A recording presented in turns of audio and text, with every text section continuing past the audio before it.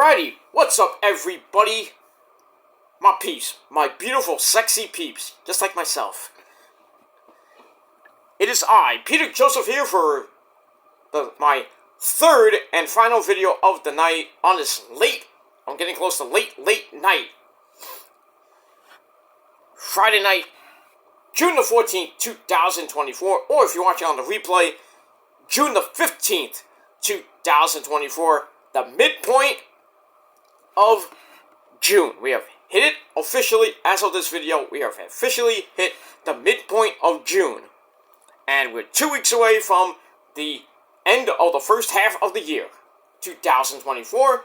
And as of midnight, July the 1st, we'll be starting the second half of 2024. And the summer of 2024 will be pretty much almost 2 weeks in effect. So we're 5 days away from the official start of summer on Thursday, June the 20th. So the summer is here, my friends. Yay! And that's that. But anyway, thanks for watching the video. Like I said, my third video on your Triple Threat Friday night. June the 14th, 2024. Once again, my name is Peter Joseph. I am a content creator talking about the wonderful world of professional wrestling and anything else I feel like talking about. You like it? Great. You know, get out.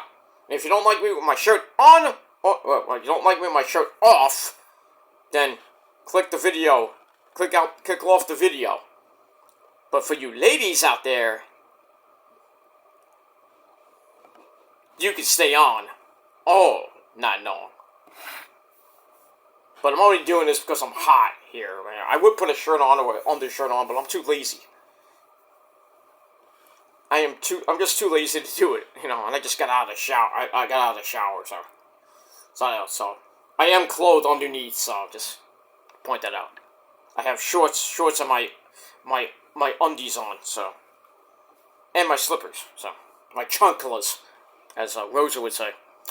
But in any case, blah blah blah blah blah blah. If you don't like the video, you know, me doing shirtless videos or topless videos, you know, it is what it is.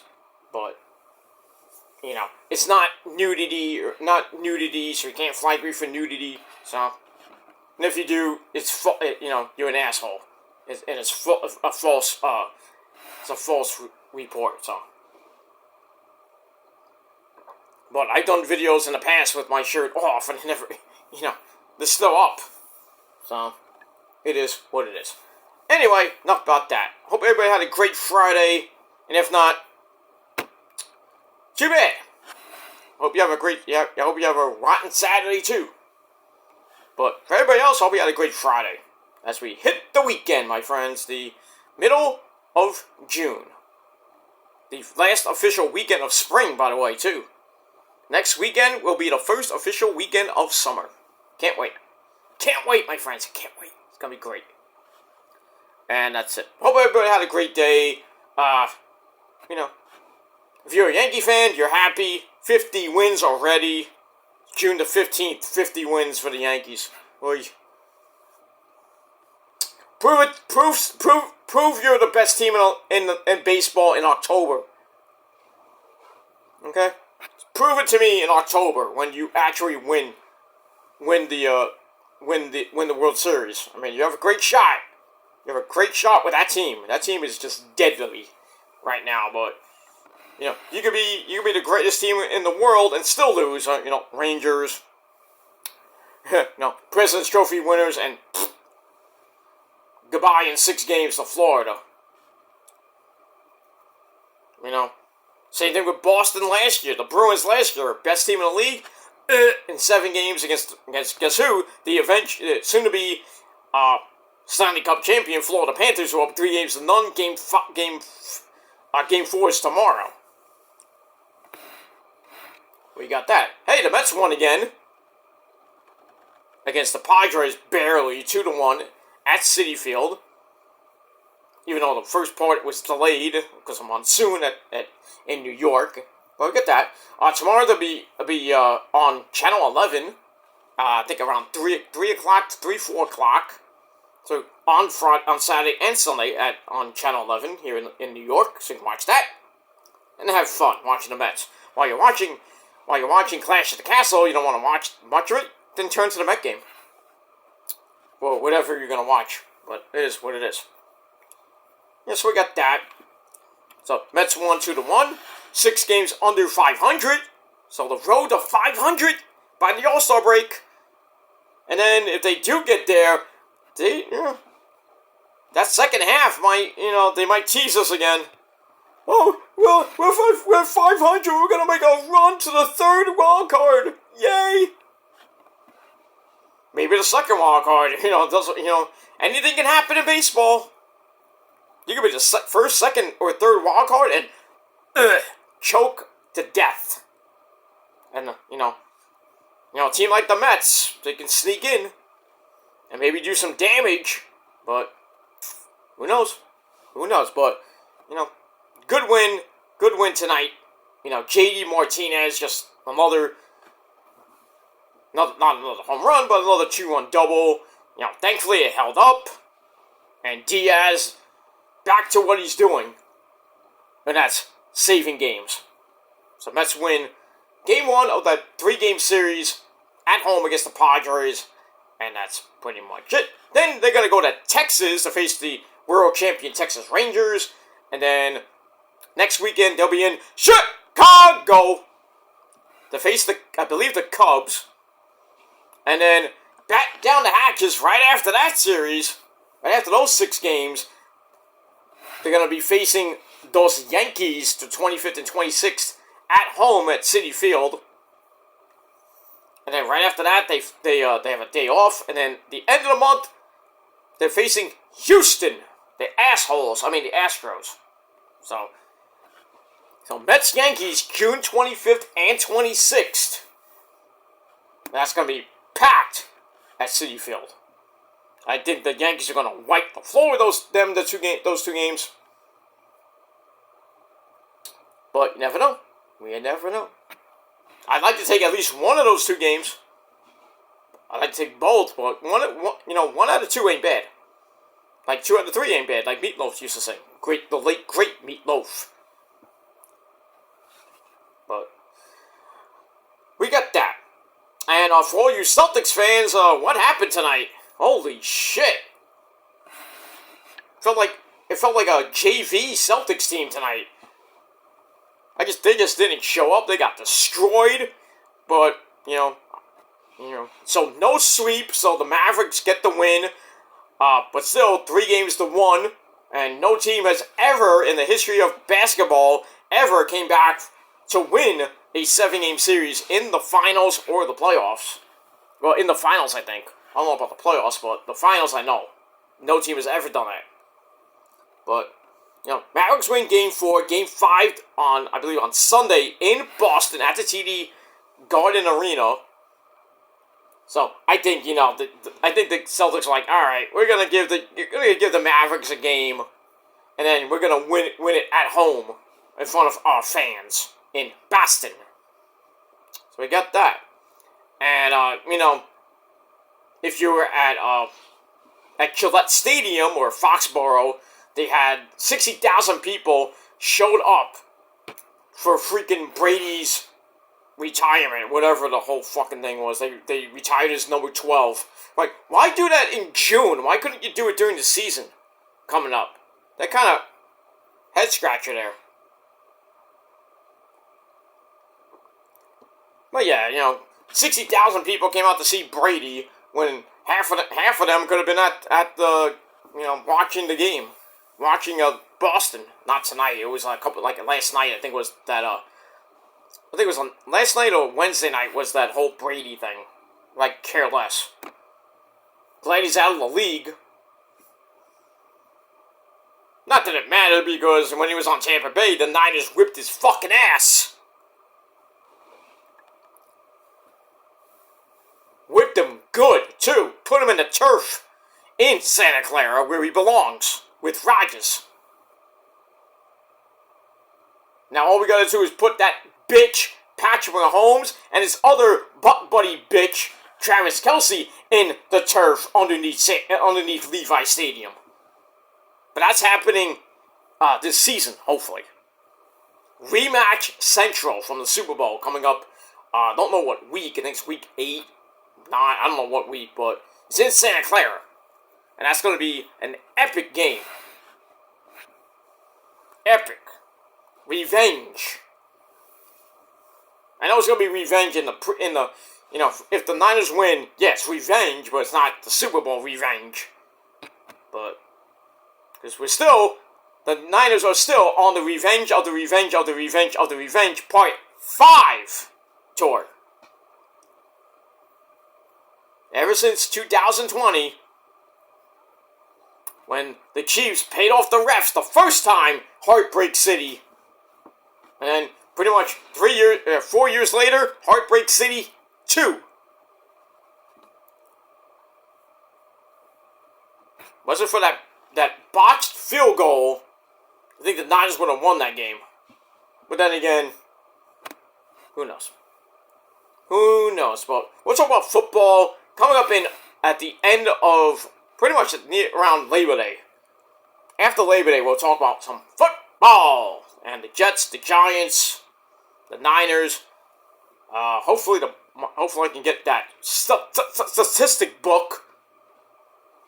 I might have to order it this time because sometimes the supermarkets that I get it from, they don't have it or they're sold out of it, which is crazy because sometimes they do, sometimes they don't.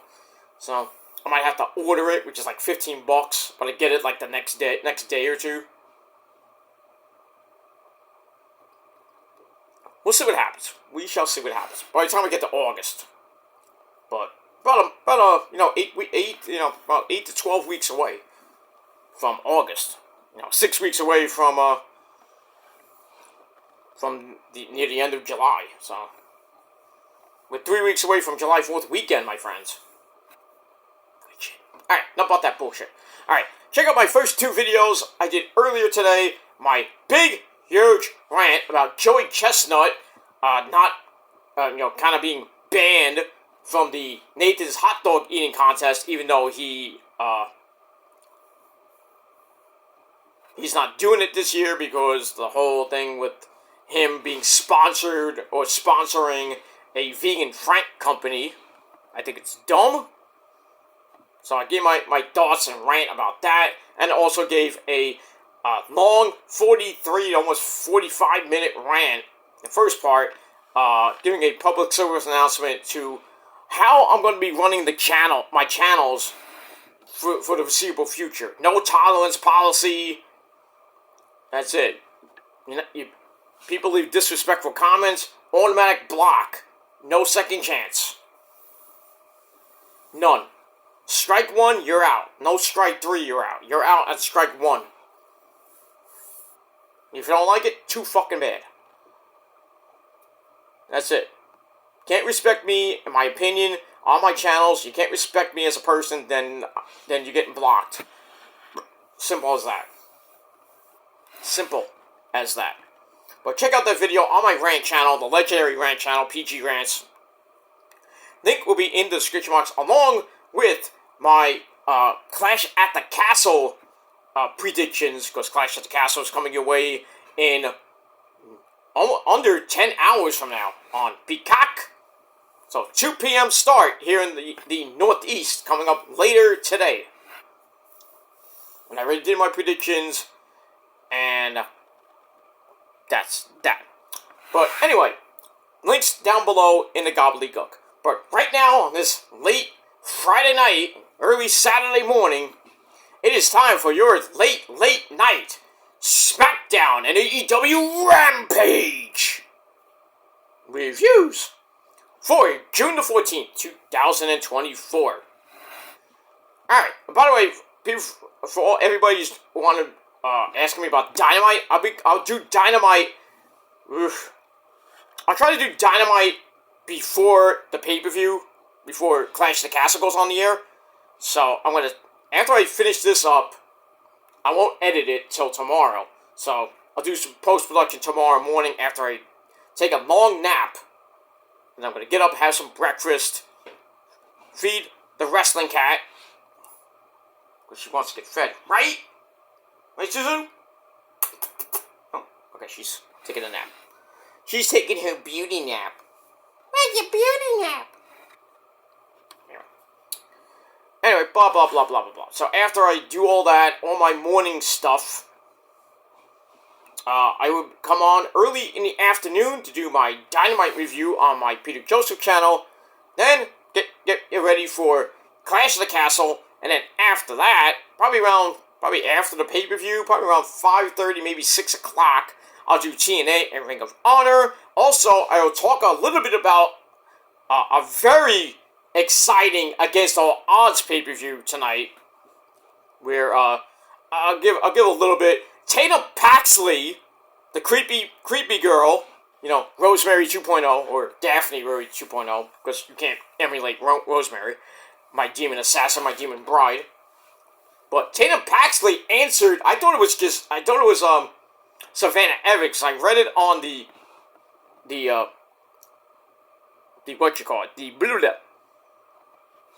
Wikipedia page, but that might have been a misprint. I might have put in a different date by accident. So I thought it was Savannah Evans, but I was wrong. But Tatum Paxley answered Jordynne Grace's open challenge for her Knockouts title. That was a little bit of an interesting, shock. But if you watch Battleground this past Sunday, Tatum Paxley kind of stole the Knockouts. Was trying to steal the Knockouts title, and then Dana Brooke, Ash, by elegance, stopped her, thankfully. So, the WWE at the NXT TNA partnership continues on, and we're going to see more of that this Tuesday night in that 25-person battle royal. Who from TNA is going to be in it? I mean, they did show a picture of, say his name, and he appears. I believe in Joe Hendry. So, oh man, if Joe Hendry is on NXT, those rings are going to.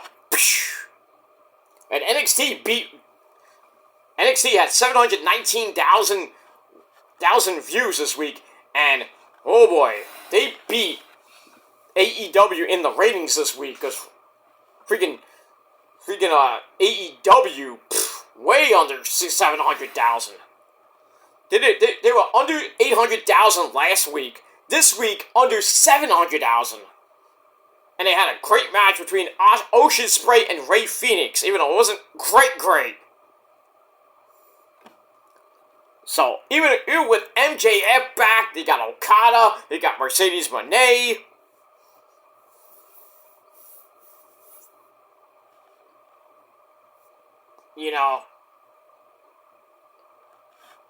Got Jack Perry back. They still can't get over 650,000 views. It's horrible. You would think that MJF would come back and the ratings would just spike. Nope. Adam Cole's still out. We don't know when he's coming back. Kenny's out. I mean, the ratings for Collision are around 400, around 400 to 500,000 every Saturday night. Rampage on a good night can get around 400,000 people. It's just not good in AEW land right now. They just, their storylines are meh. And basically it's just the Will Ocean Spray show. Pretty much. Their pay-per-views are epic. But the TV shows so far have not been good. And then you look at Ring of Honor, and I now call it Ring of Horror. Last week's show was great. It was a step up from the week before that, which was horrible. Last week was a step in the right direction. This week, we'll talk about that tomorrow. And then you look at TNA. TNA is doing amazing the last few months. Amazing! Joe Hendry is just freaking epic. the storylines are actually good. They brought back the Hardys. Oh yeah, Jeff Hardy came back tonight. I think near the end of the night. To save basically Joe Hendry and Dolph Ziggler and his brother from basically getting the crap beat out of them by the system, who has a new member now in Fandango. Or like, Fandango? Dirty Dango is a part of the system now? What? Huh? And by the way, they kept their tag team titles. I believe they did. Because I didn't see at the end of the night when Jeff Hardy came out to celebrate with Matt Hardy, who lost in a Broken Rules match, which is basically his match. Somehow, some way, Moose is still your TNA World Champion. And the System is still your Tag Team Champions, I believe. I could be wrong on that, because I didn't see the match, but I saw most of it. I saw most of that pay-per-view. Basically, that was that. I believe the System won. I didn't see that particular match. I did see Matt Hardy and Moose for the TNA World Title. I saw the Jordan Grace match, which was I was waiting to see who from NXT would show up or WWE. I was thinking maybe Natalya would show up. Nope, not Natalya. It was Tatum Paxton. I was like, oh, pfft. So Jordan Grace still your Knockouts champion. Kushida came back because he was a little bit injured. The whole thing, Jonathan Gresham. So he came back. What else?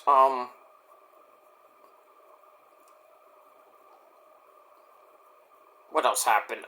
Frankie Kazarian smacked Ace Steel in the mouth. They're gonna have a match this coming Thursday night on Impact. Somebody's like, bite him! That was funny. Stephanie DeLander, I think it was, Stephanie DeLander confessed her love to PCO tonight at the pay-per-view. Bride of Frankenstein gimmick. Or storyline. Not gimmick, but storyline. We got that. That was kind of weird. Didn't really care that much. Frankie Kazarian, like I said, beat Joe Hendry by chicanery, which I thought was dumb. Jeff Hardy came back. Kushida came back. Tatum Paxley debuted in TNA. Oh no, it was a pretty good show. There was one match. It was Josh Alexander and Chris Bay were in the ring. I think it was a tag team match or an X Division type match. There's one point they're grabbing each other's nuts, and the crowd's like, "Oh my god!" And then Tom Hannif, Tom Phillips and Aiden English, Matthew Waywalt, they're like, They didn't know what to say. They're like, well, it's pay-per-view, you can say anything you want. I was like, well, they got a handful of each other. And these people are perverts. They're grabbing each other's nuts. Creepy, but all in all, against all odds, was pretty good. And they announced they're going to have 2 more TNA Plus events, because this was on TNA Plus, by the way, not a pay-per-view. Emergence is going to happen in August. I think it's a week before. I think it's the week before All In. That's a Friday night. I forgot the actual date. And then in September, they're going to have Victory Road. I think it's September the 13th. I think that's the actual date. I might be wrong on that one too, but September, they're going to have on TNA Plus Victory Road, which is the event before their WrestleMania, which is Bound for Glory. In October, which we don't know where it is. It might be in London.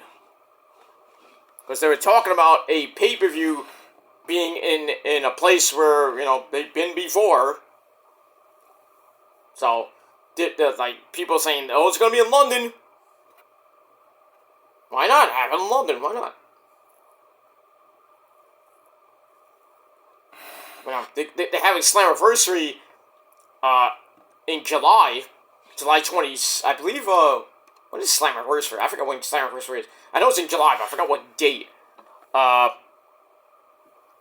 hope it's not July 26th, so that would be like a, you got Smackdown, you got Rampage, and then you got Slammiversary, which I think Slammiversary is not going to be on Friday night, obviously. I think it's on Saturday night or Sunday night. But that's going to be from, I believe it's Montreal. So that's going to be interesting. Then you got Death Before Dishonor. I forget what Death Before Dishonor is. I think it's in Texas. Again. But you got that. So next month's going to be, an interesting month of wrestling. Money in the Bank weekend coming up in 3 weeks in Toronto, July 6th and 7th. July 7th is NXT Heatwave. Their next actual pay-per-view. So we got that. So we got a lot going on in the next couple weeks. After we get through tomorrow's Clash, later today's Clash at the Castle event, we're basically 2 weeks from Forbidden Door at the Nassau Mausoleum in Strong Island, New York. So that's going to be epic. That's going to be probably pay-per-view of the month. I'm not really looking forward to Clash at the Castle that much. I mean, I hope AJ beats Cody, which I know is not going to happen. I'm hoping Drew doesn't get screwed in his home country by a certain guy named Phil. But I think Drew will win the title in Scotland tomorrow, or later today. He will win, and then probably lose to the Punk at SummerSlam. Probably be losing it to him at SummerSlam. Depends on when Punk is cleared. I don't think he's medically cleared yet, but I think he will be after Money in the Bank. I don't think he will be in Money in the Bank, but we'll see what happens with all that. But we'll talk about Money in the Bank next week because the qualifying matches start on Raw this Monday night. So we got that. Alright, so let's get into SmackDown, the go-home show before Clash at the Castle. It was an show, but I have to say one thing. These international shows before the pay-per-view, the fans are crazy as fuck. I mean, we saw it in France. The fans are going nuts. We can't hear half the promo.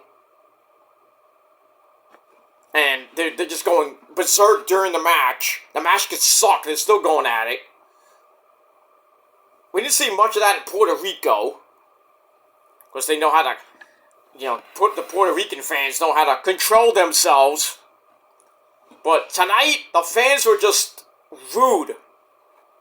I mean, I know they're all fired up and everything, but during the AJ Styles Cody Rhodes promo, which was Cody got basically buried. These moronic idiot fans are just going, they're singing, I don't know what they were doing, they're singing for Cody or cheering for Cody. We could barely hear what AJ's saying. I just think it was, they need to shut up a little bit. This is, kind of feels like we're in London. With those crazy fucks in at the O2 Arena or whatever arena they're at in London. For like a Dynamite or Collision or whatever maybe. Calm down. Just like, turn it down about 5 notches or something. Like, shut up. You're all riled up for the kickoff show. They were all fired up. And then they were all fired up for SmackDown later on in the day. And then they had a soccer match where basically in the Euros, Scotland got destroyed by Germany 5-1. You didn't hear a peep from the Scotland fans. Because Germany is like, you talk about the World Cup, Germany in the World Cup, they're a juggernaut there, but the Euro Cup, whew. If it's not Germany, it's Italy. Or England. Not Scotland, I'm talking about England, different country.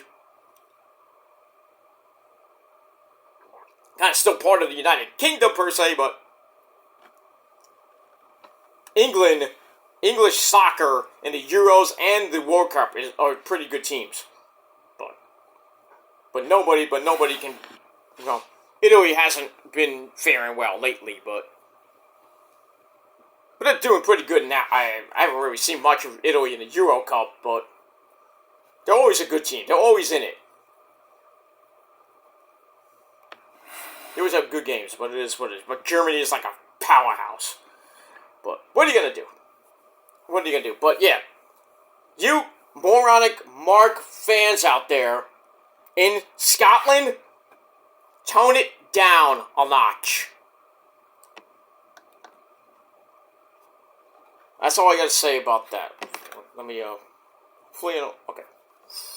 So I have Rampage on DVR, and I have Tony Storm's picture just standing there. Darling, take me on pause, darling. No. What the heck? No. Look at that. Alright, so, but yeah, the fans were, they're crazy as shit, as, Jay Briscoe, you great man up there, reach for the sky, boy. He never sleeps, but it is what it is. Alright, let's move on. Alright, so we're from the OVO Arena, the Hydro Arena in Scotland, in Glasgow, Scotland for Smackdown. Like I said, wasn't great, but it is what it is. Alright, so we start off with people coming into the arena. We see Kevin Owens coming in a little bit late. Did you miss your flight? Or you missed your bus, or your cab was late? You were stuck in traffic there, Kev? Surprised you didn't get fined for that. Then we saw AJ and Cody coming in. Blah, blah, blah. But we start off with our first match of the night.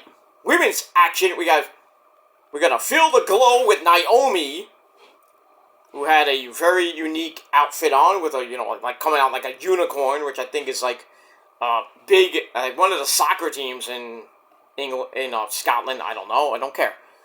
So anyway, she goes over with Bayley. Give me a hug. Hey, Bayley. Whoa. Will you be my girl?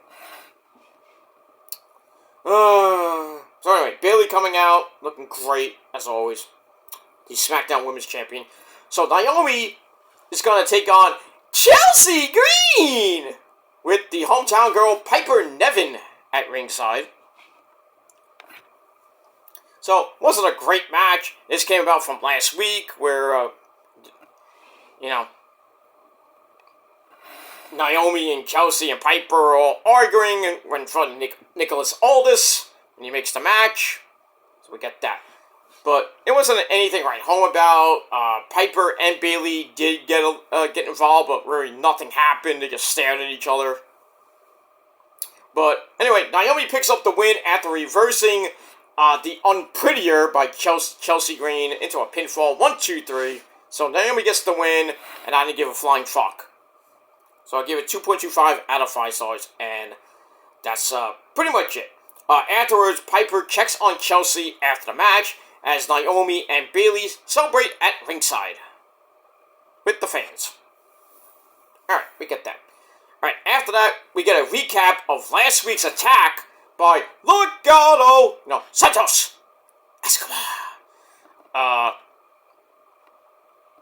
And Raul Mendoza and, Angel Garza and Humberto Carrillo, the Mexican Wolves, along with the beautiful Elektra Lopez. So we saw their attack on Apollo Crews last week, and he was unable to compete last week, but this week, we got Santos Escobar taking on Apollo Crews. So we see, before we get to the match, Nicholas Aldis is in his office, his makeshift office, talking to Baron Snorbin Corbin about something. And then Legado shows up, they talk some shit. Santos calls Corbin a charity case. And Corbin's like, oh really? So he's like, I gotta go, I'll talk to you later. So he leaves, and then Nick Aldis tells Legato that it's like somebody. It's like I don't even find the entire group, but he says somebody in your group is going to be fined for ruining my show last week. So somebody gonna be paying some pesos, they say. That's pretty much it. I don't think they care. That's that. Alright, so after that, and it says if this happens again, you might get suspended. So Santos Escobar says, I'll make up for it. I'll make up for last week's show and what happened last week by taking on Apollo later on. And Nick Aldis is like, okay, good, you got your match. Bye-bye, so long, farewell, adios. Get out of here. I got business to attend to. That's pretty much it. Alright, so I gave that segment 3 out of 5 stars, and we move on. Alright, then we get a video package about the WWE Women's Tag Team title match. Well, actually, not the match, but the champions, Bianca Belair, she's Bianca Belair. Place for the hair, that's her hair. She's Bianca Belair. And Jade Cargill. Alright, so we got that ahead of their triple threat match for those women's tag team belts against the Unholy Union, the Witches of Raw, Alba Fire, and East the Dawn, the Hometown Girls. And along with Shayna Baszler and Zoe Stark. That's tomorrow. We get that. Alright. Before we get to the the Grayson Waller effect with I Did It, Mr. Grayson Waller and Mr. Austin Theory, the SmackDown Tag Team Champions. Oh, we get a QR code. Probably the last one. I think it is the last one. But you never know what's going to happen on Monday night. So we see the Bo Dallas, Uncle Howdy, Wyatt 6 countdown clock show up. So we're officially 2 days away, 2 days and a few hours away from the Wyatt 6 making their debut on Monday Night Raw. So Uncle Howdy comes, Bo Dallas, Uncle Howdy comes back with members of the Wyatt 6, which is going to be Uncle Howdy, Joe Gacy, Nikki Cross, Dexter Lumis, and number 5. No, not Johnny 5 from Short Circuit, but we don't know the identity of that 5th person. Or 6th person, really. But we do know it's Bo Dallas, Nikki Cross, Joe Gacy, Eric Rowan, and Dexter. That's 5. So we don't know the 6th person yet. So, but yeah, Eric Rowan will be back in WWE. Dexter is finally coming back and doing something. So he's gonna be in this epic faction that's gonna be. I don't like Nikki Cross being Sister Abigail. I'd rather have Alexa Bliss, but who knows when she's coming back. Joe Gacy being in this type of group. Well, he's psychotic, so it fits. And yeah, that's pretty much it. So they were thinking maybe that 6th person is Braun Strowman, but we'll see. We shall see. Because I thought they were gonna I thought that Judgment Day took him out. Obviously not. Storyline wise, I thought they were going to injure him to the point where he's gone and then he comes back as a member of the Wyatt 6, but I guess not. We move on. Alright, so we see the countdown clock. So we're going to see them on Monday Night Raw. It's going to be freaking epic and crazy as shit when they come out. So anyway, so we get to the Grayson Waller effect with their guest DIY, the Psycho Killer, Tommaso Ciampa, and Mr. Johnny Wrestling, Johnny Gargano. So it's also with Grayson saying they couldn't fly the plants that they usually have in because not even the plants want to be in the country. Okay. And then Grayson's like, it doesn't matter what the fans chant because he speaks English and he doesn't understand them. No, you speak Australian, mate. Anyway. So then he introduces DIY. They come out with some controversy. So DIY tosses one chair, out the ring, Grayson says says we're kind of glad it was a small chair because they are acting like little bitches, little babies. Ciampa says I see what you're doing. Then he asks why Austin Theory's name isn't also on the show. So Grayson says this show existed before we got together as a tag team, and would be pretty expensive to change it right now. And then Grayson says I would take a bullet from my partner. And by the way, during this we see the Yes Boys, Elton Prince, Elton Strong, and Kit Wilson in the crowd, along with Cedric Alexander and Ashanti the Adonis. The real, what do they call them? That lame ass fuck tag team. Pretty much both tag teams are in catering. So, it's great to, like, hey, they're here, great. I still think the Yes Boys should go back to NXT and win those NXT tag team belts. Because they're basically going nowhere on SmackDown. As far as Cedric and Ashanti Adonis goes, I think both of them should get released. I hate saying that, but they're not doing anything. They got no direction. So why do you have them on SmackDown unless they're just going to be enhancement talent? Which sucks for both of them. But it is what it is. So anyway, we move on with that. Alright, there's the footage from last week of Grayson pulling Theory into harm's way to eat a dive from Johnny Gargano on SmackDown last week. Grayson asks, well, who put that footage up? And says, it wasn't real and it was AI. No, it was CGI. It was my brother, Jimmy. Okay, anyway. Grayson says they didn't show the footage of him winning because they are champions for a reason. They do whatever it takes. So Ciampa's like, well, no one paid to see you guys. These fans came to see a fight. And, for the belts. So Grayson says, you guys are just like everyone else coming after our belts and trying to drive a wedge between us. Gargano says, we're coming for the belts, but I'm also sick of hearing you. I don't want to hear from you. I want to hear from Theory. So Gargano's like basically trying to tell Theory, he's like, leave this guy alone. He's just, he's just weighing you down. And then Grayson's like, well, fuck you, bop. Like cheap shot to who was it? Gargano. Yeah, cheap shot by Grayson to Gargano. They started brawling, and during the brawl, Gargano and Ciampa accidentally hit Theory because Waller kept throwing him into them. And then Ciampa and Gargano posed next to the belts to end the segment. And that's pretty much it. But, yeah, those titles are probably finally going to DIY. When, I don't know. But eventually we're going to see Grayson Waller and Theory break up. Theory's going to be a face. So, and Gargano talking to Theory kind of felt like the last moments of Evolve when Gargano and Darby had one of those right before Evolve kind of shut the door.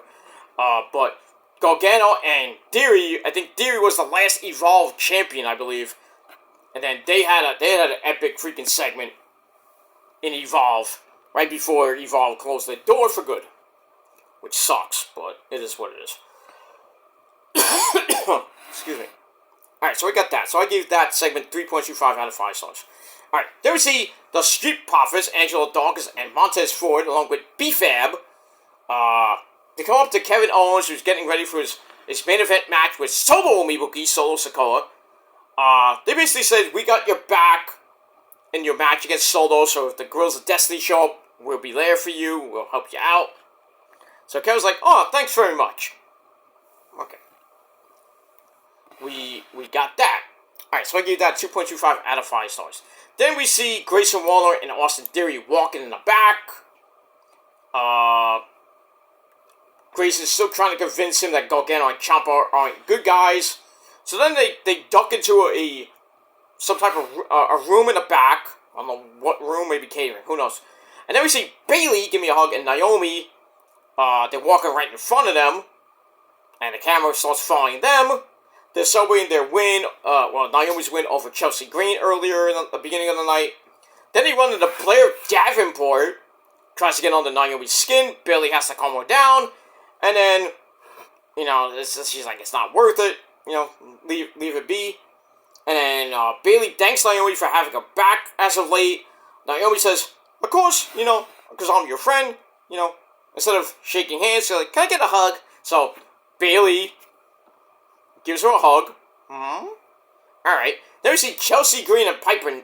Chelsea Green show up, tells them to enjoy this hug while it lasts, because tomorrow Piper's going to take the belt away from Bayley, and then out of nowhere, Piper squashes both of them against the wall. Ow. Lays them out. That's it. I was like, shit. Alright, so we give that 2.25 out of 5 stars, and that's it. And we move on. Alright, then we go to our next actual match. Santos Escobar with Legado at ringside. Taking on Apollo Crews. Match kind of sucked. Baron Corbin comes out, attacks the Mexican Wolves at ringside to even the odds for Apollo. And then he hits the, I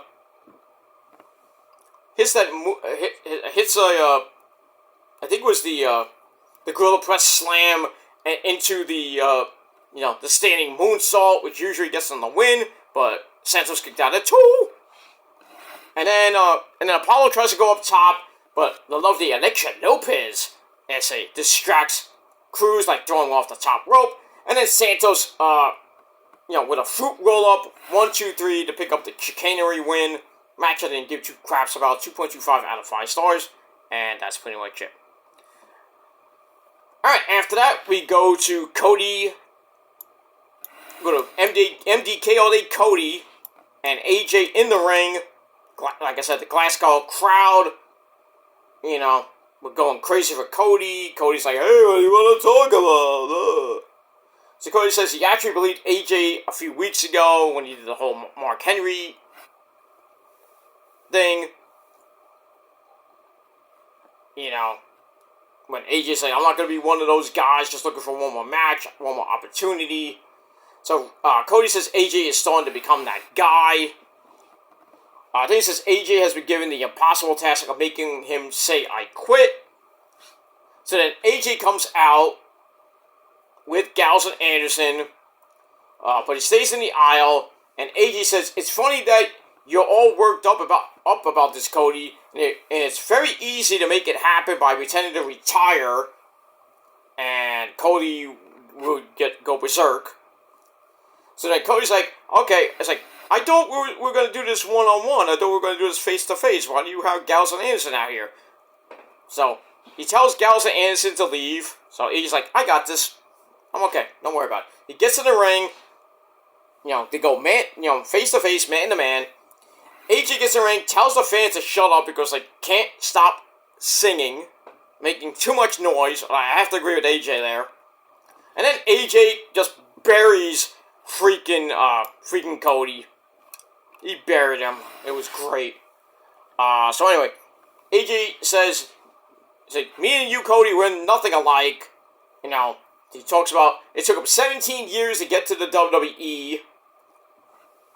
And the crowd's like, shut the fuck up. I'm like, really? Come on. So AJ says, the WWE welcomed me in with open arms. I couldn't wait to make him a star. When it got, actually with Cody to become a star, I believe. But anyway, when it got too tough for him, he quit the WWE. And he's like, oh yeah, you quit New Japan. Then he brings up Ring of Honor. We forgot to bring up TNA. Because he was briefly in TNA. Then he's like, oh, this is the guy that started up a company with his friends. Oh yeah, you quit that too, right? You quit AEW too. He didn't mention AEW by name, but he says, oh, you're starting up a company, you quit that too. Just because you can't handle the pressure, and when the going gets tough, you get going. Somebody call Billy Ocean. But anyway, it is what it is. So Cody says, I made some big decisions in my career, walked away from WWE. I never quit New Japan and Ring of Honor. You know, say, I might have walked away, but I never quit. I always bet on myself. I believed in myself. And then he says, if I hadn't walked away, I wouldn't be standing here right now as the undisputed WWE champion. And then Cody's like, if anyone quits, you will quit AJ on yourself. Then he says, it took AJ pretending he was Mark Henry for one night to get another title shot. And he tells AJ, you got a bitter pill to swallow when I make you say I quit. AJ says it's very easy for Cody to say I quit, but he can't. He's like, I can't quit because I'm phenomenal. I'm pretty good guy. AJ says my family wants him to quit, but he'll be done when he says he's done.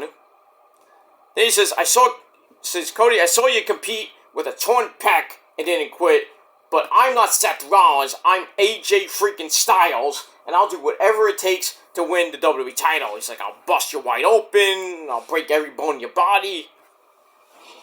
I mean, this match is going to be the main event. It's going to be a slobber knocker.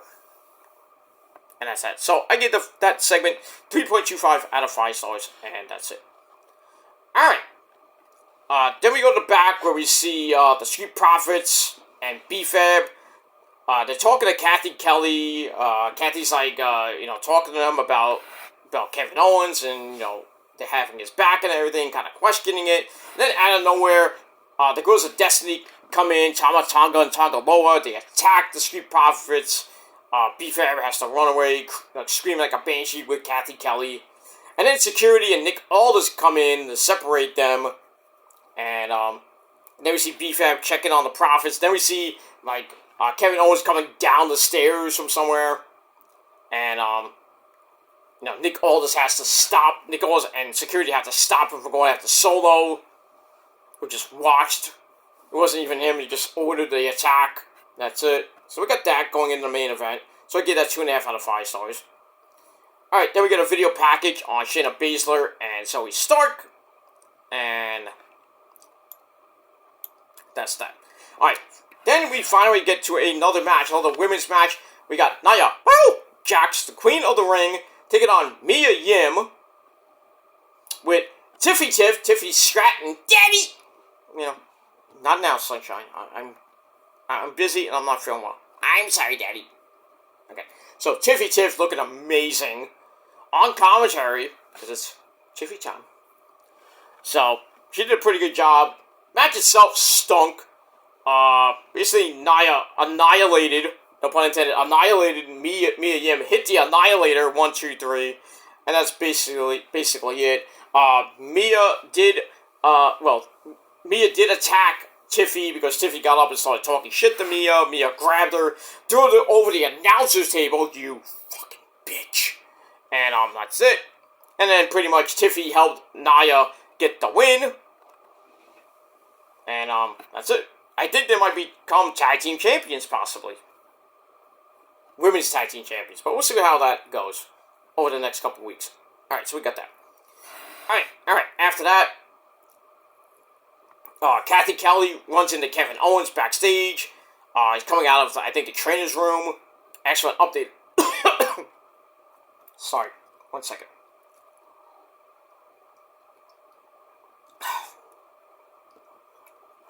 Sorry about that. Anyway, so he's giving an update on the Street Profits. So Kev says they won't be available to help him later in the night, so they won't have his back, thanks to the Girls of Destiny. But Kev's like, hey, I faced the Bloodline alone before, and I'll do it again. Well, he's going into a 1-on-3 battle. So, I don't like his chances, but we'll see what happens at the end of the night. And I gave that 2.5 out of 5 stars. Alright, then we go to a video where we see the United States Champion Logan Paul. He was at the Tetris tournament and lost. Lost to 14-year-old kids. And you say you're a gamer. My ass. Anyway, so we see him there in Los Angeles. Then he arrives back home in Puerto Rico, because he lives in Puerto Rico, that bastard. He arrives home earlier in the day. He talks to one of his guys. He says, "Oh, your friend from LA is here." He says, "LA," and he goes like, he goes to his pool. He sees Eli Drake. That's an insult. That's a fact of life. In his pool, just lounging. Then he picks up his phone. So Logan's like, "What are you doing here? How did you get past security? This and that." And Eli's like, I'll talk to you later. Probably talking to Nick Aldis. I don't know. But anyway, so Eli leaves, but he tells Logan, "I'm going to see you in Chicago next week." So SmackDown will be live next week in Chicago, Illinois, and they will not see CM Punk. Sucks to be them. And that's it. Alright, so we got that. So I give that 3 out of 5 stars. Then after that video was shown, Carmelo Hayes, him, is in the VIP suite, buries Eli, flying to Puerto Rico to swim in Logan Paul's pool. Crowd starts telling him to shut the fuck up. Carmelo says, "I don't have to beg for opportunities because I'm going to be in a Money in the Bank qualifying match. And I'm going to win that, and I'm going to become Melo in the Bank." Nice little acronym, but you go. There you go. Alright, so we'll see what happens with Melo next week, if he can qualify for the Money in the Bank ladder match. And that's pretty much it. What are you doing, Wrestling Cat? Okay, anyway. Alright, we move on with that. Alright, so I give that 3 out of 5 stars. Then we go to the back. We have Nick Aldis in the back approaching Solo and the Girls of Destiny. No Wise Man yet. So he approaches them backstage, informs them that Tama Tonga and Tonga Loa are banned from ringside, and if either of them show up, then the entire bloodline is suspended. Not that they care. So they go to leave. The Girls of Destiny go to leave, and then the Wise Man, my name is Paul Heyman, comes in, tries to be the voice of reason with Solo. Solo's like, maybe you should, take some Wise Man advice, blah, blah, blah. And then Solo says, you gotta be careful with Kevin, Well, basically, he's like, Solo, if you lose this match, you lose all credibility, being the tribal chief of the group. And then Solo's like, he tells the Wise Man, if I lose this match to Kevin Owens, I'm coming after you. And him was like, he looks like he's about to cry. I'm like, where's Roman? Roman needs to come back, and it won't be for another few weeks. So, hang on, Wise Man. Your savior is coming. Your tribal chief, your real tribal chief, will be coming back pretty soon to save you. But we'll see what happens with that. Alright, so I get that 3 out of 5 stars. Alright, then we get a interview with Jackie Redmond with the Witches of Raw, Alba Fire and East of Dawn in their home country. Basically, Alba Fire says that me and East of Dawn are going to make history tomorrow in Glasgow, become the first Scottish women's tag team champions.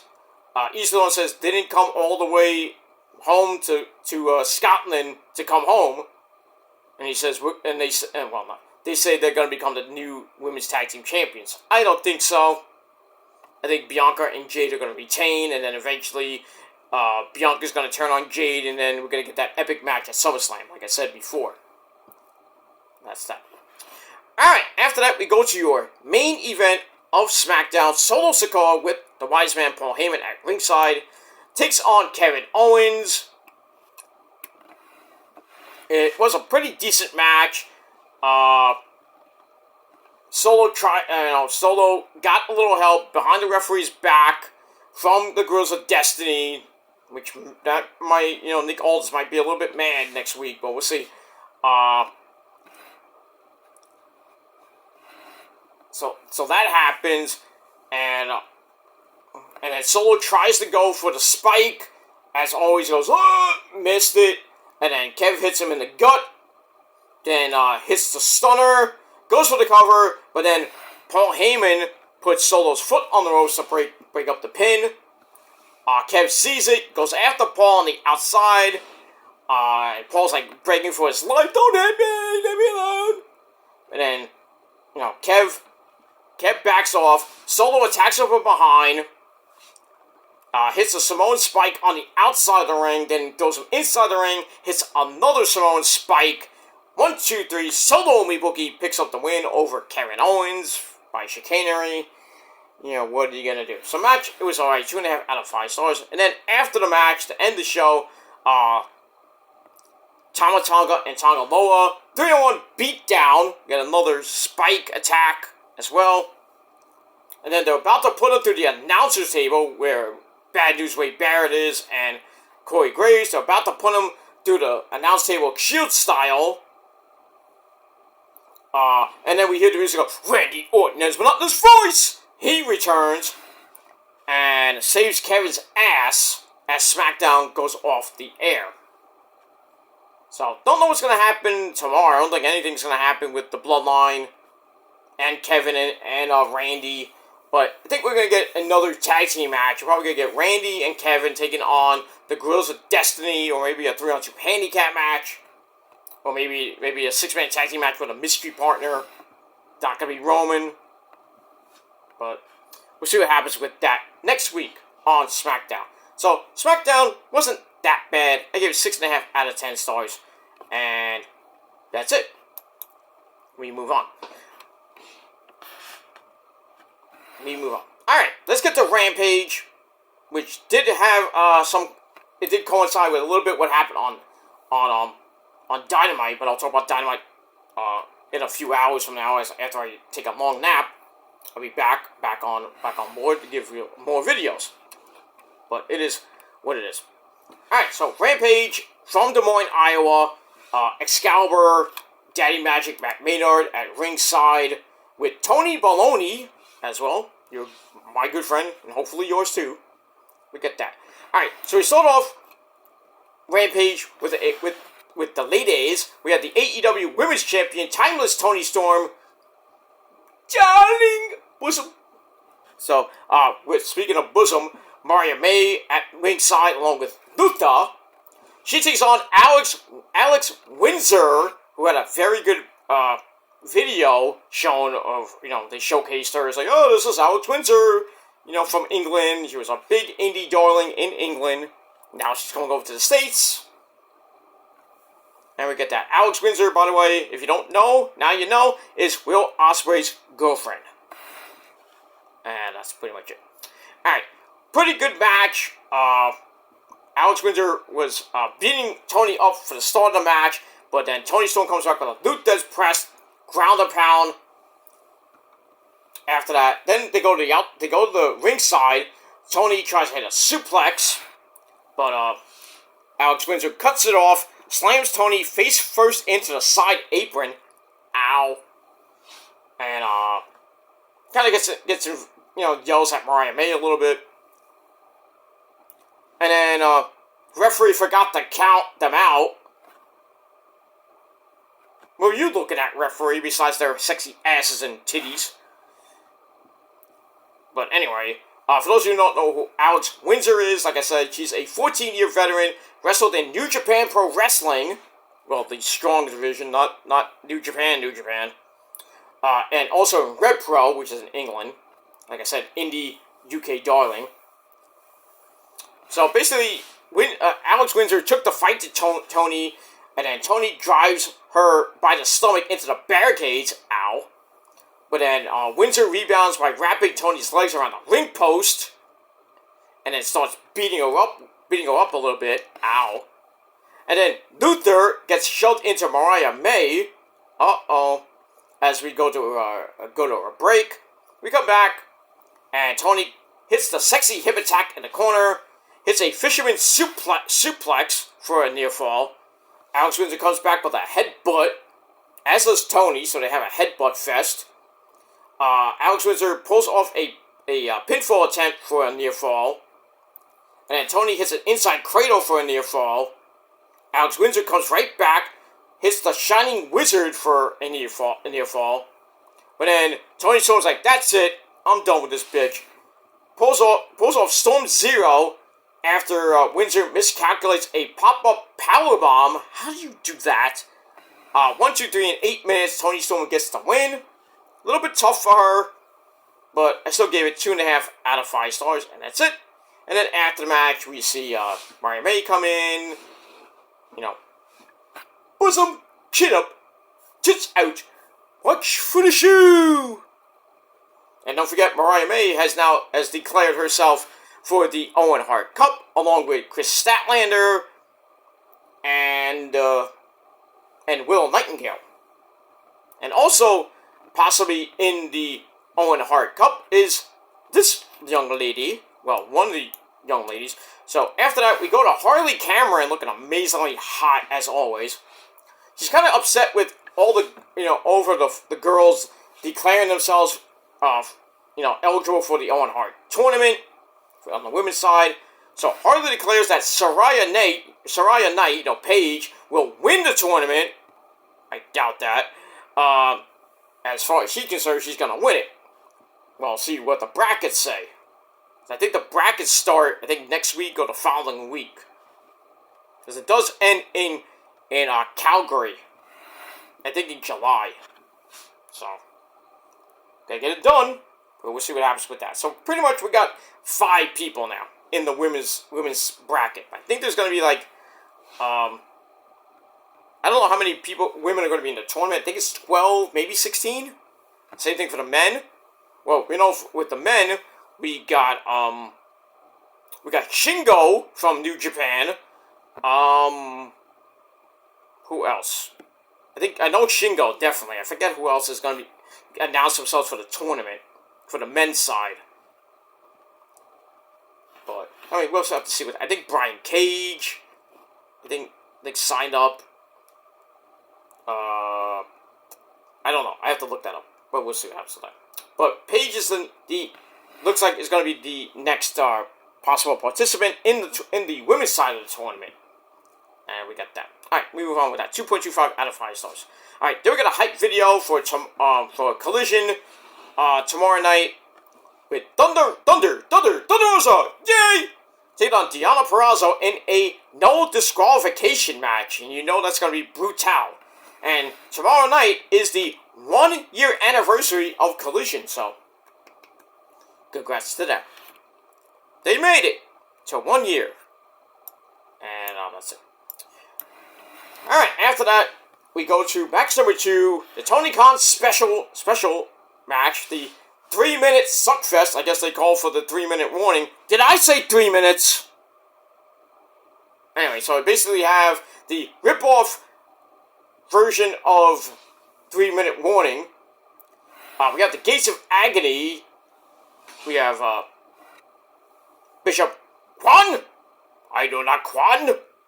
And we have Toa Lioa, along with the Machine Brian Cage. They take on 3 jobbers named Solomon Chupu, or Chupu, tomato, Jay Martson, never heard of him, Kevin Gutierrez. Beat him up in 3 minutes after, basically they hit, Mr. Jay Martin with, they just wiped the floor with him, slammed him to they hit that, the Spirit Squad type move they did last week. They just pick him up, whee, launch him into the air. And then he comes down on his freaking head. And that's pretty much it. So, 3 minutes squash fest, didn't give 2 fucks about it. And I gave it 2 out of 5 stars. And that's it. Alright, then we see some highlights from this past week's Dynamite. Let's get more of that. So we don't know what happened on Monday. What happened on Rampage. Not Rampage, on Collision. No, Dynamite, I'm sorry. Get them all mixed up. I'm sorry. It's late. I gotta go to bed. It's the weekend. I'm off, so I can stay up as late as I want.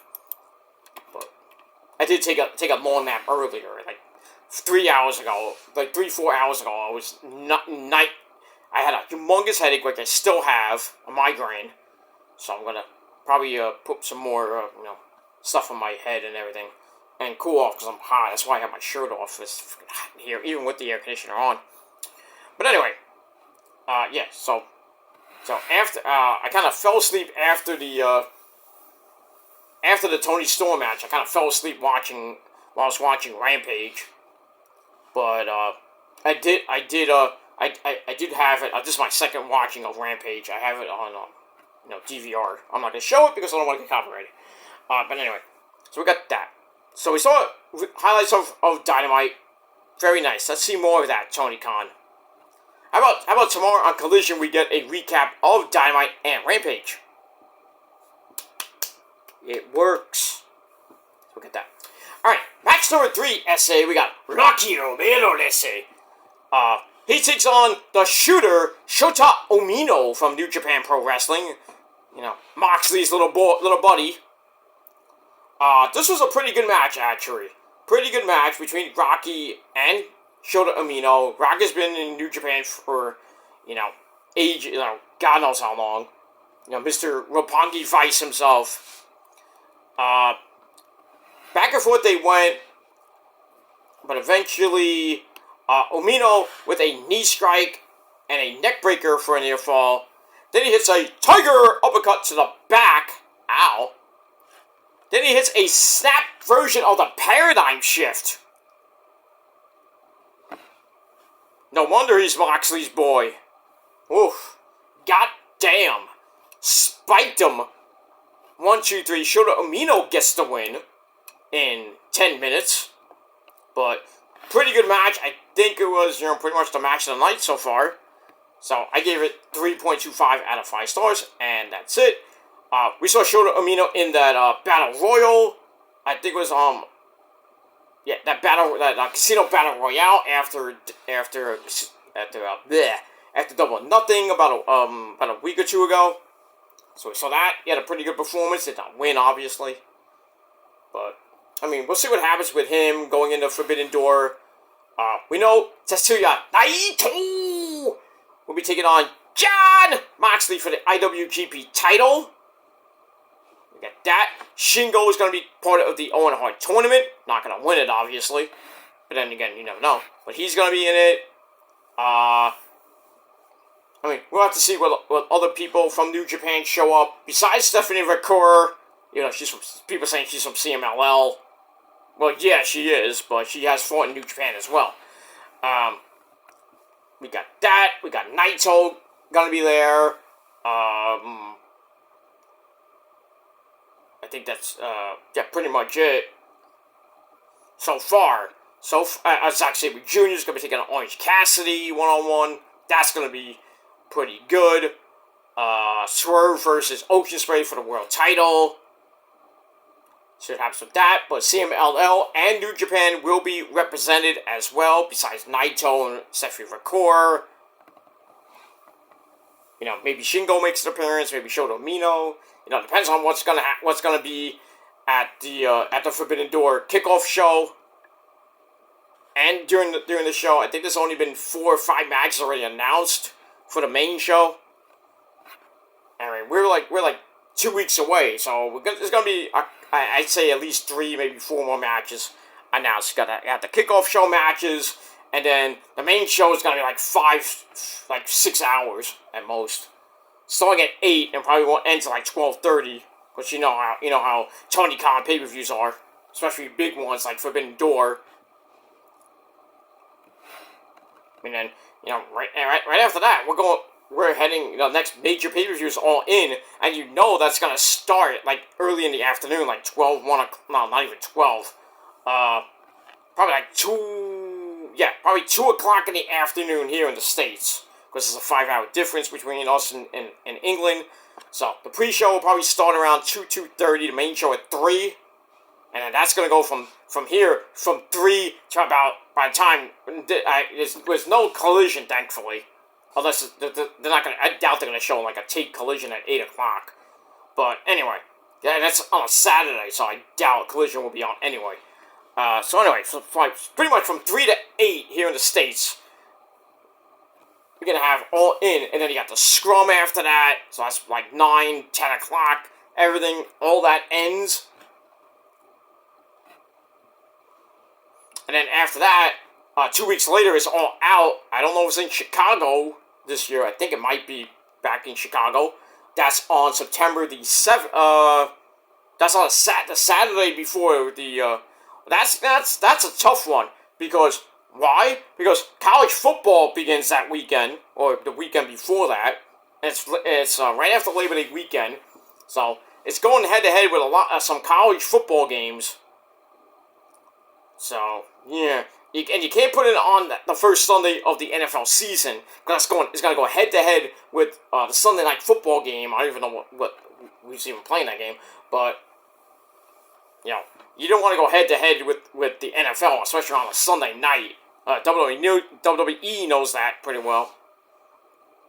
And in a way, AEW does too. But I think after All Out, Wrestle Dream might be on a Saturday instead of a Sunday. Wrestle Dream 2. And then you got Full Gear in November, and then you got World's End, which will probably be on at the end. It's on Saturday night near the end of the year, probably December. I think it's December the 28th yeah, I think it's the 28th. I believe. I could be wrong on the exact date. But yeah. World's End 2 at the end, the final weekend of the year and the final pay-per-view of the year. That's going to be on a Saturday night, most likely because last year's was on a Saturday night. Yeah, so we got that. So,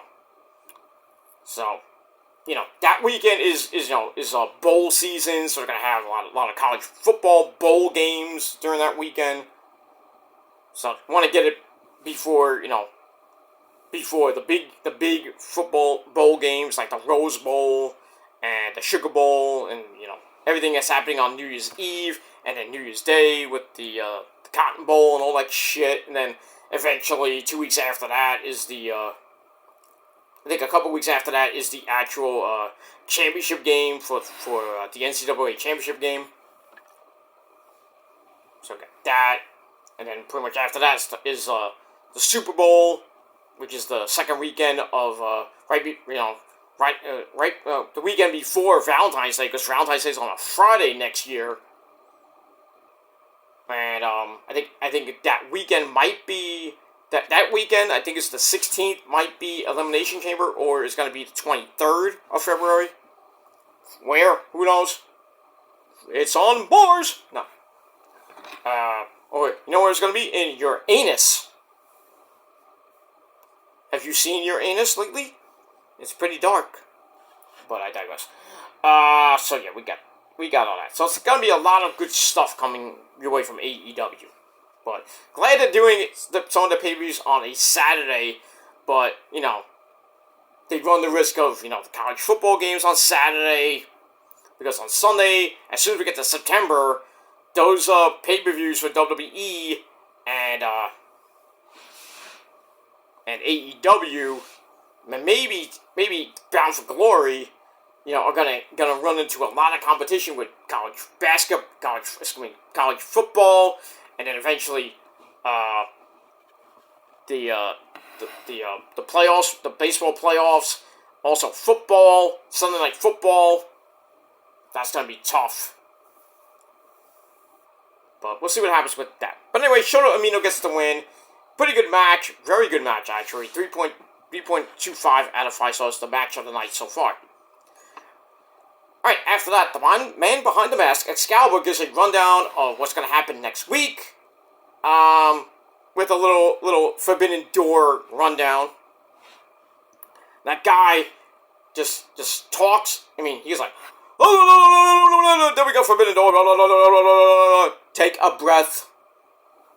Get that man some water. Get that man a V8. No. We get that. And that's it. Alright, move on. Alright, match number 4, another, back to the squash match, 22nd Suckfest. We got the Indian Jolly Green Giant, Satnam Singh, along with the original player from the Himalaya, that's Mr. Sanjay Dutt.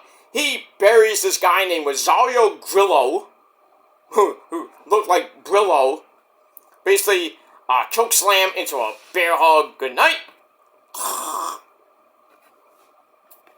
That's an email. And that's pretty much it. Afterwards, the Black Machismo, Jay Lethal, who's there, he's taking on Pac in the main event. He grabs the mic, promises that he can beat his Satnam Singh's record and beat Pac in less than 20 seconds. Right. Sure there, Mr. Jay Lethal. Anyway, so we get to the main event. Jay Lethal taking on the bastard Pac. It was a pretty decent match. Sanjay Dutt got on the apron, caused a distraction. On the apron, Pac's able to hit the Black Arrow. Lethal then hits a German suplex, followed by a Dilwakasa bang. Goes for lethal injection and missed it, and then Pac locks in the brutalizer, and pretty much Jay Lethal tapped out, and that's it. Ow, that hurt. No. Woo! I wooed myself. Ah! It is what it is. Rosa hits harder than that. No, kidding. But anyway, we move on. Alright, so 10-minute match. Pac gets the win to end the show. Pretty decent match. You know, that and the Rocker Romero Shota Amino match, your matches of the night. And so I give that match 3.25 out of 5 stars, but still not a great Rampage. And I gave Rampage a solid 6 out of 10 stars. It just wasn't anything to write home about. So we'll see what happens with Collision later tonight and everything. Should be a pretty decent show, as we're 2 weeks away from Forbidden Door. And that's it. Alright guys, I'm out of here. I'm going to take a nap. I'm going to go take a nap, because this is pre-recorded, like I said, late night. So I'm going to by the time you see this, it'll be the morning. So good morning to you all when you see this. And good Saturday morning. Have a great weekend, everybody. And that's pretty much it. So thank you for watching. Once again, 6 out of 10 stars for Rampage. 6.5 out of 10 stars for Smackdown. So we'll see what happens with Clash at the Castle later today. Coming up in a few hours. Should be a decent show. I'm not looking forward to it, but I'll do my review probably later tomorrow night. We'll talk about TNA and Ring of Honor. We'll also talk about Dynamite in a few hours. So, lots of videos coming your way, so please hit that bell so you don't miss anything, because if you do, you suck. And you're SOL, and you know what that means. And if you don't know what it means, look it up. And that's pretty much it. Alright guys, I'm going to sleep. I'm going to take a long nap. And then I'll be back probably right before Clash at the Castle begins with a really quick AEW Dynamite dots. You understand? Dots. And that's pretty much it. Then leading into the pay-per-view, and then after the pay-per-view, I'll do, probably, like I said, around 6 o'clock, I'll do TNA and Ring of Honor review with a little recap of Against All Odds, leading into Collision, and then after Collision, I'll do my review for Clash at the Castle, and then Sunday, before I go out for Sunday dinner with the missus and the folks, I would do my Collision review over on my Kill Demons channel, the main channel. That's pretty much it. To end your Father's Day weekend. And be nice to your papa. And that's it. Alright guys, I'm out of here. Thanks for watching. Go to sleep, or top of the morning to you all. But until next time, peace.